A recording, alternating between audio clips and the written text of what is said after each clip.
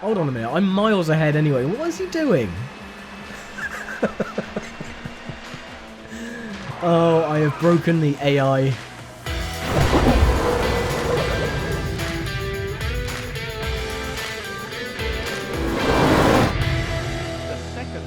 The day is just about to start, so let's get down to the track. Right then, hello and welcome back to TOCA Touring Car Championship, just getting underway with round 2.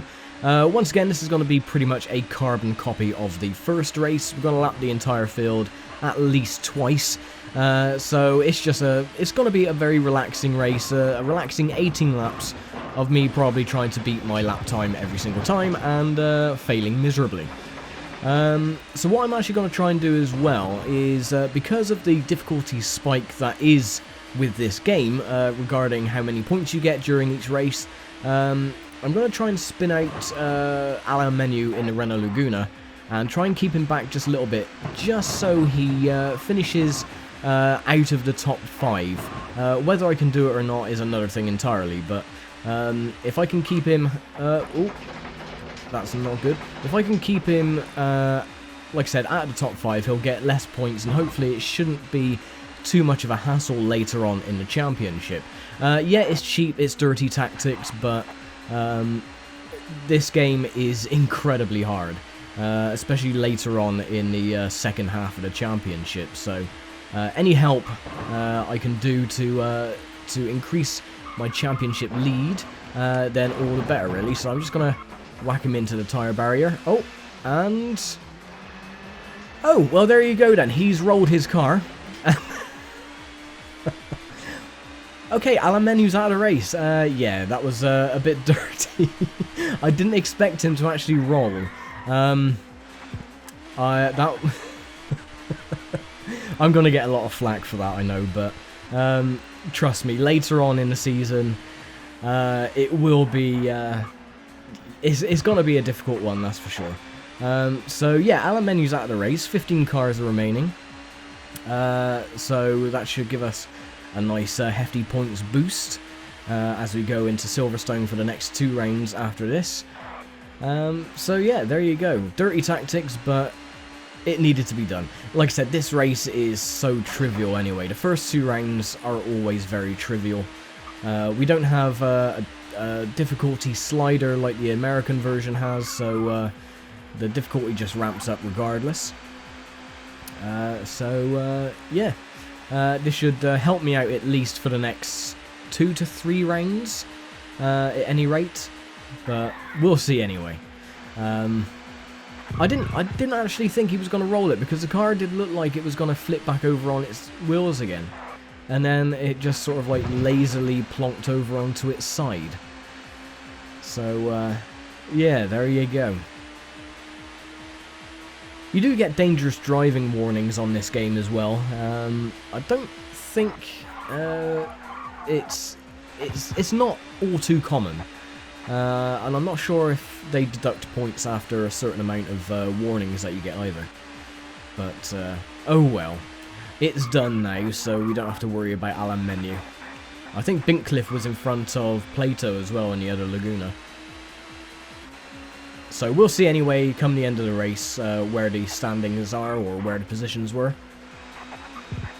I'm going to assume now that Plato will take 2nd place, with Binkcliffe in the top 3. That's usually how it plays out if Menu is not in the equation.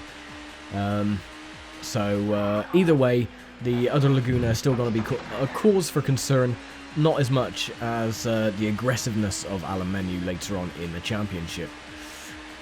So yeah, there you go. There is one thing that I would like to highlight, a serious note, is all these weird comments going around recently. I think it started around about 4 or 5 months ago, roughly thereabouts. Myself and a few others, namely Bart and Rick and a few others, we're getting odd comments from a channel. I'm not going to say the name of the channel, I don't want to give them any publicity. Coming up with comments saying, love the content or love the video, do you want to be YouTube friends?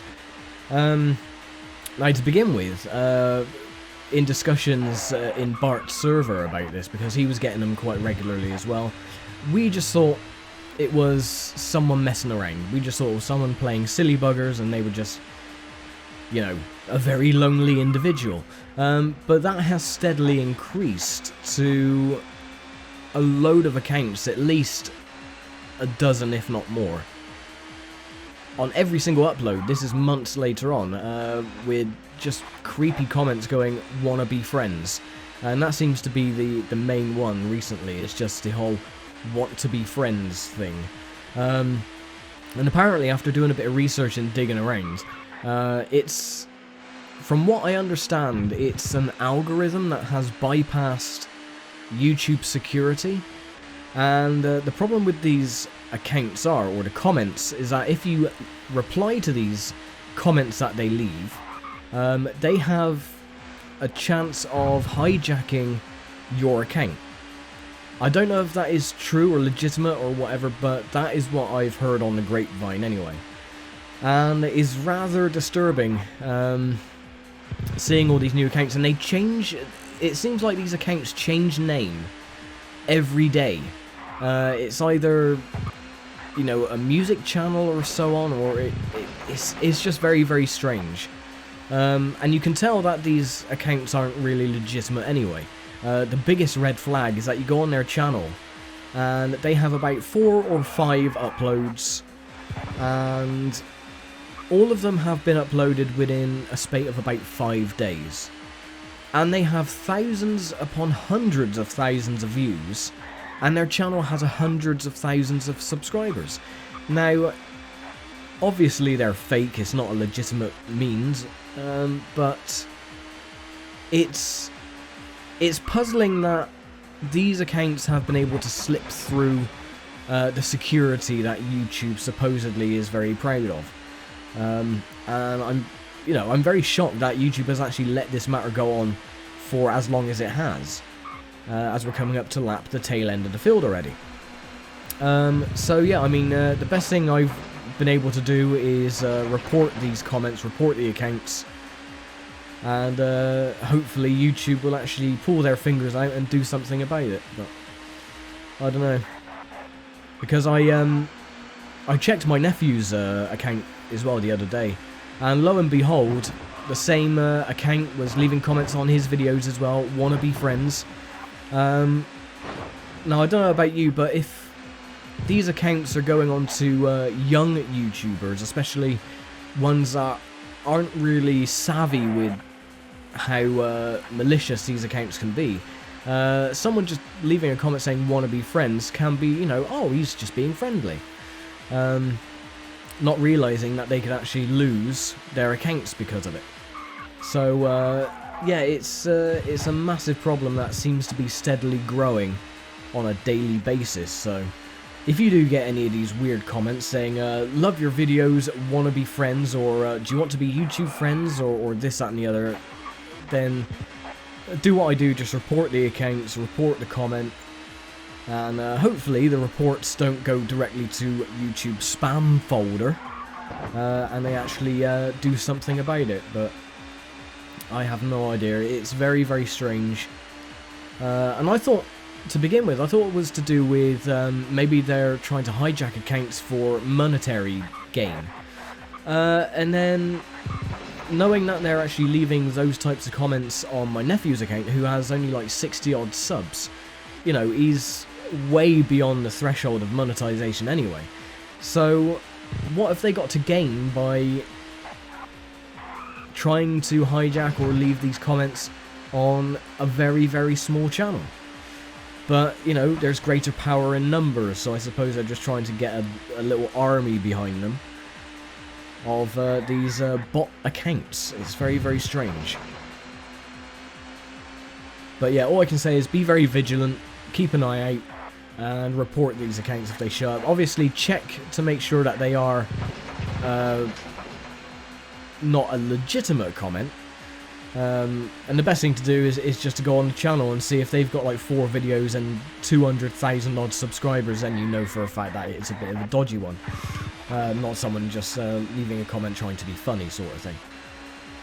But it's very, very peculiar that a lot of people have reported these accounts, and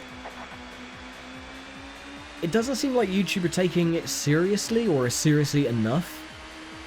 And again, it's very, very, very strange. It's mind-boggling that these individuals, or these algorithm bots, have been let to wander the YouTubes for as long as they have done.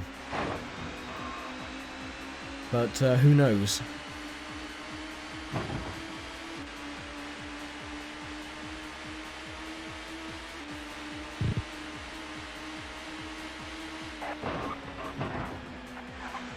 I mean, it's kind of like a plague, and to be honest, we're already dealing with, you know, the equivalent of a plague with the whole virus going around the planet at the moment, and we don't really need it on the virtual world as well at the moment, thank you very much. So, like I said, hopefully, if enough people track down these accounts, report them, then maybe they can nip it in the bud and stop it before it gets completely out of hand.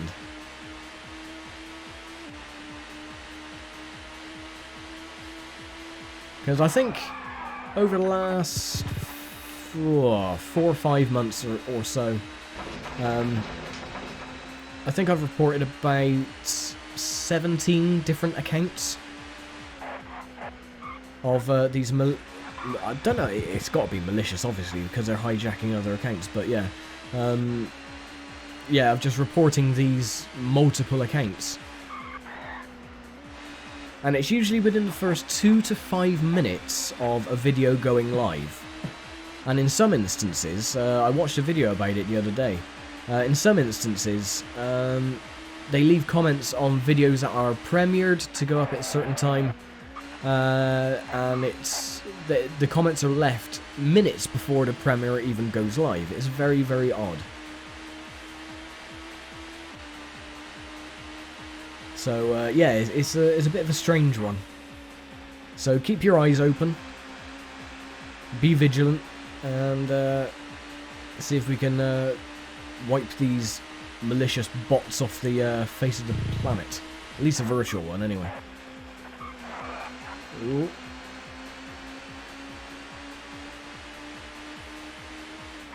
Right, coming up to lap the front end. I believe this is 3rd and 4th place. Or it might be 4th and 5th.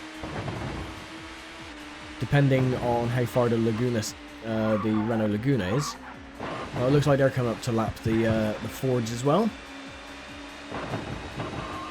So this has got to be last place with Cleland. He's always lagging at the back. The Peugeots have a better chance running up in the midfield, while the Vauxhall of Cleland never seems to. Warwick usually has a better performance than Cleland does, which is a bit of a strange one. But oh well. And there is the Laguna of Plato. And our fastest lap time at the moment, 1:34.51. And he's also coming up to lap the other Fords, and around I go.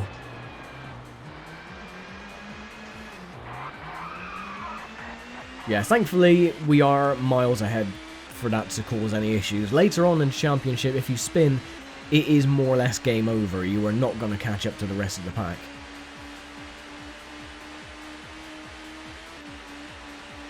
But as it's round 1 and 2, you know, you can have a bit of leeway.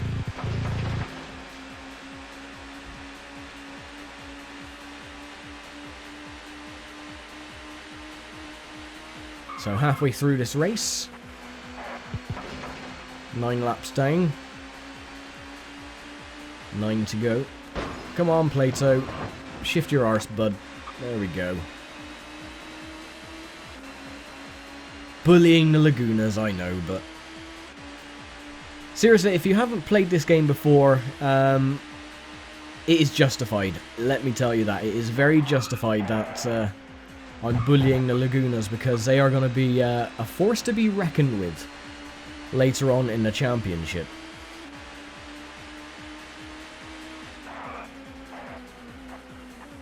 And the difficulty spike, it literally does spike up. Within the first 2 rounds, these 2 are very easy. You can, like I said, win by lapping the entire field 2 or 3 times with no problem whatsoever. By the time we get onto rounds 3 and 4, it's another matter entirely. It is very, very difficult. And later on in the season, it becomes more or less impossible to catch the Lagunas. So, yeah, Alan Menu, he may have retired from this race, but he is going to bounce back with... Oh, well, you're just going to have to wait and see for that. But yeah, he's going to bounce back, and he is going to really kick my arse. Go under Starkey's Bridge with the old Bluebird on top.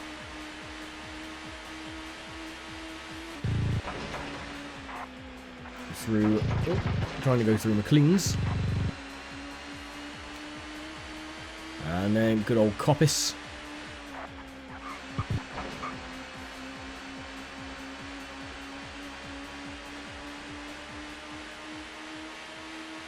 Back under the Dunlop Bridge, heading towards the Foggy S's.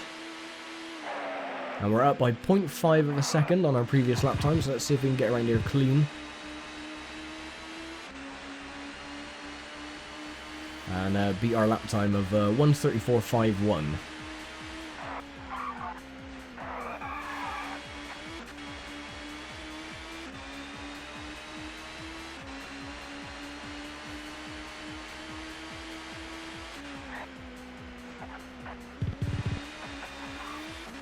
Will we do it? Well, we might just about. Yay! By exactly 0.2. 2/100ths of a second. That's cool. Let's see if we can do that again and beat it. Get down to the 1:33s. I think we can do it. We can make up 0.3 of a second. Or 100ths of a second.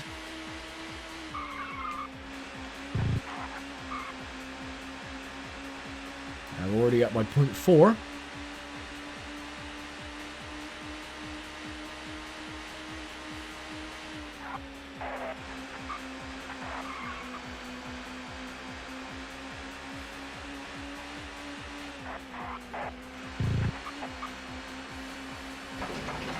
Oh, and we messed up. Even though I'm... The handling is very, very weird in this game. Using the analog sticks like I am, it seems like there's a massive dead zone in the center. And then you just press a little bit and it goes fine, just a small amount of steering input, but then just a little fraction bit more. And the car gets very, very unsettled, or it doesn't turn at all, as we've seen there going through Coppice. And you end up locking your brakes more often than not. Right, anyway, let's try again on lap 12 to beat our lap time of a 1:34.31. Good exit out of the last corner. We were 6 seconds down. Right, get through Redgate clean. Oh, rear end getting a little bit loose. No, that's lost us a bit of time.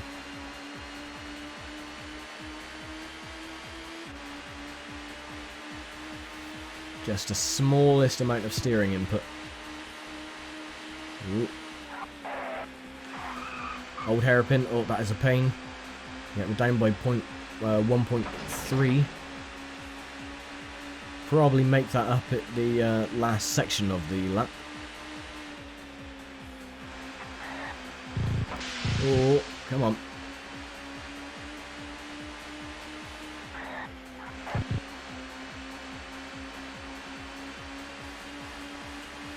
Just playing with the steering, it's a bit of a difficult one.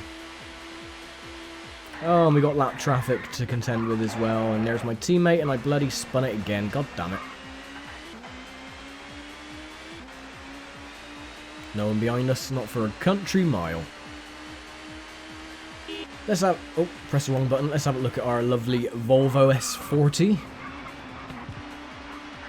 Oh, and our teammate is actually doing quite well. Is barging past the Nissan Primeras of Leslie and Reed. Come on, let me give him a little nudge. Don't spin on that one. Come on. Let's try and help Kelvin Burt, shall we? Cones are still all over the track. And we were down by 6.8 seconds. Get back in car. Lap John Clellan for the third time. Is that third time or the second time? Not sure.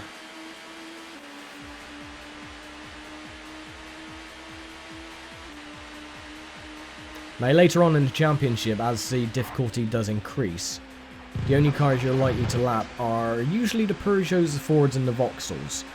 The rest of the cars, not so much. They're usually on an equal playing field. There's Bintcliffe, I'm assuming.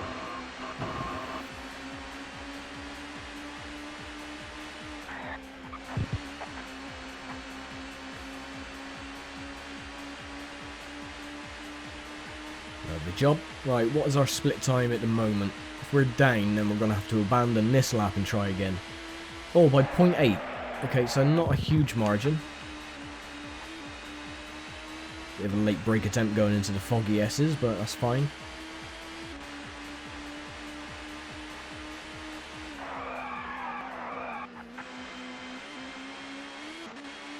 Really late braking it going in here.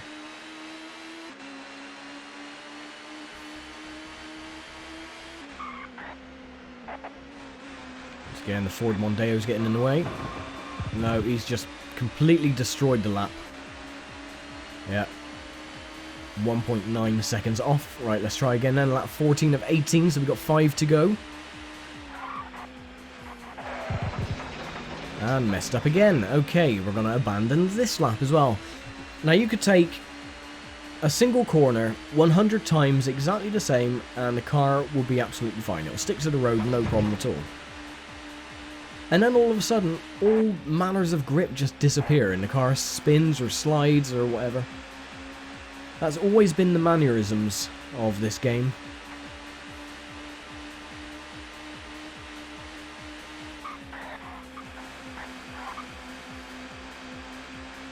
It doesn't fact that the massive differentials and undulations in the track's surface sort of like bounce the car all over the place. And you'll notice that when we get to Croft, about midway through the season. That'll be very noticeable. And again, we're 0.8 down, and now we've lost it again. And again, that is why I didn't qualify for the first 2 rounds, because winning is child's play. Later on in the season, we will be attempting qualifying as well, just to see if we can get ourselves up further in the grid, which will make our lives a little bit easier when trying to battle the Lagunas for outright victory.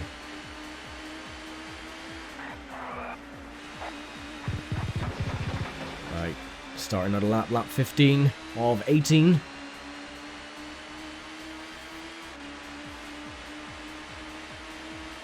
Right, let's see if we can get through Red Gate properly this time. No, and again, the arse end just steps out. Really bloody annoying.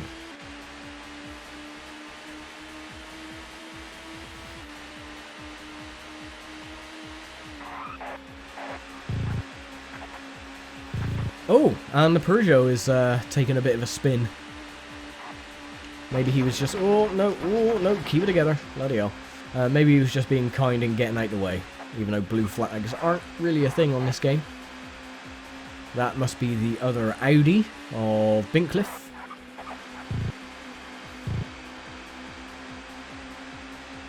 Thank you.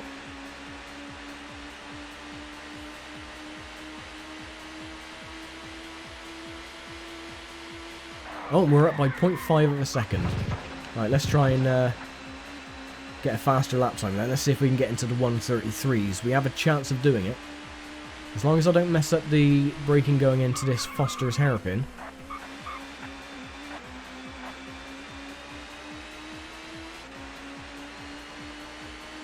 And then the last corner. The name of this corner here, it always escapes me. I know the corner names for all the other corners, except for that one. Oh, look at that. We completely blitzed it. A 1:31.8. Bloody hell. Oh, let's see if we can do the same again then. Let's get through Redgate properly. No. Honda getting in the way. Bugger off. Oh, he's still there. You're right, you're annoying me now. Go away. And off he goes. Actually, they don't actually spin right off the circuit. If you look back, they only go a certain way across the grass if you do spin them out. And then the game bounces them back onto the middle of the track and they carry on at pretty much full speed. So spinning the cars off doesn't really benefit you at all, and it doesn't really do any damage to the positions of the other drivers either.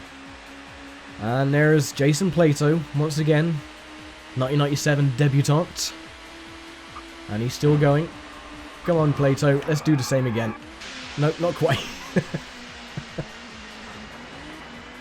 I tell you what, it may be cheap tactics, but there is something just incredibly fun as I'm being flashed by one of the Nissans. There is something incredibly fun about just tapping a car in the rear on this game and just seeing them lose all manners of braking ability. Oh, and there's Jason Plato. He's still on the side of the track on the opposite side of the circuit. Kill the rest of the cones. Start lap 17 of 18. You're 7 seconds down on that previous lap.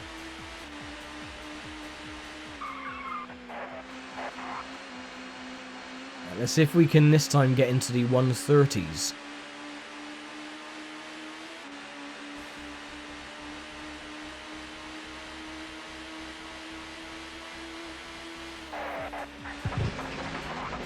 Nope, not gonna do it. And we were 1 second up. Bloody hell. We're gonna have to try it on the last lap then.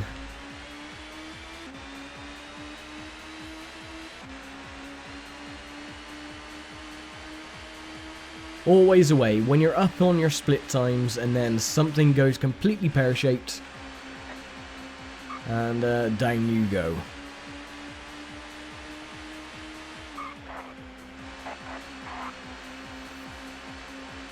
Right, a little bit of news for you anyway. Myself and Fury have been testing relentlessly over the last few days with the Volvo 850 Estate. There were issues with the handling of the car. It would have massive oversteer problems and it would act like there was no grip on the rear end.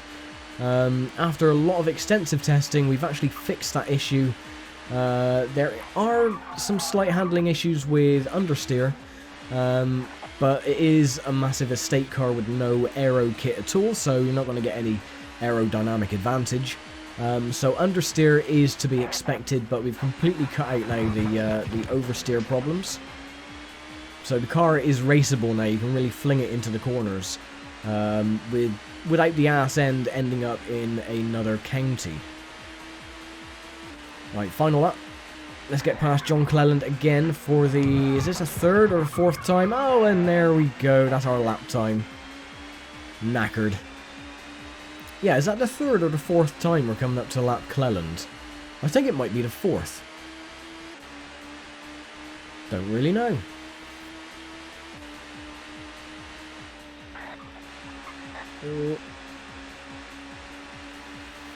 Now, I remember when this game was... Before this game was released, I can't remember if it was the official PlayStation magazine when they had a few snippets of the beta screenshots, but they had a screenshot of the old 1996 Vauxhall Vectra going around the last corner of Donington.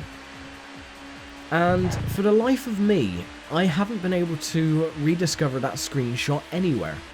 But it was the old yellow and white Vauxhall Cavalier. Or Vectra, or whatever the car it is they were using. I think it was a Cavalier. It might have been a Vectra, I don't know, can't remember. But yeah, they were using the old 1996 liveries. And then they updated the game, obviously, for 1997. That was alright, it was just my teammate. Hopefully he'll... There's Jason Plato still trying to get back on the... Hold on a minute, I'm miles ahead anyway. What is he doing? Oh, I have broken the AI. That is hilarious.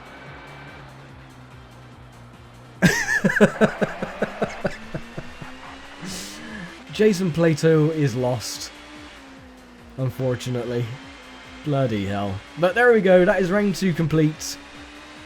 And we win by at least 3 laps. The new Volvo driver has done it again, taking the checkered flag in style. Here's how the race finished. Indeed. So, James Thompson was second eventually. Frank Bieler was third. Gabriele Tarquini, John Bincliffe, Kelvin Burt, my teammate, in the top 6, which is great. David Leslie and Anthony Reid, 7th and 8th. And then we have Tim Harvey in the top 9, not bad, so he made the top 10. Derek Warwick in 10th. And then we have Will Hoy, Patrick Watts, John Cleland, Jason Plato finishing 14th. He managed to get going in the end, though, and finish ahead of Paul Radicic. And of course, Alan Menu, who retired because some dozy git went up his chuff and he went into one of the barriers. Don't know who it could have been, but answers on a postcard anyway. So, let's see how today's events affect the championship table. The new Volvo driver is in the lead at this stage. Can he keep it up, I wonder? That is for next time.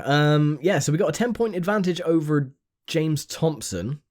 But yeah, it's both the Renault Lagunas are a little bit further down in the field at the moment, but that is all likely to change once we get into the rest of the season. Yeah, we will pack up here at Donington Grand Prix. We will return for the national circuit later on in the season.